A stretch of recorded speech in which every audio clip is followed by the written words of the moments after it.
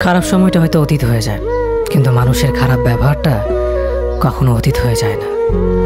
শুধু নিজে থেকে কথা বলা বন্ধ করে দেখো, দেখবে অনেক আপনজন বড় হয়ে যাবে। আসলে কেউ আপন হয় না। যারা তোমার ক্ষতি চায় তাদের আঘাত করবে না, তাদের সামনে একটু হাসি মুখে বাঁচবে। দেখবে তুমি আঘাত করলে যা কষ্ট পেত, ওরা তার থেকেও বেশি কষ্ট পাবে। যত মিশবে ততই মানুষ চিনবে, অভিনয় যে কত প্রকার হয় তা বুঝতে পারবে। সবাইকে তোমার সত্যতা জানানোর দরকার নেই, যে যা ভাবে তা নিয়ে সমালোচনা করতে দাও।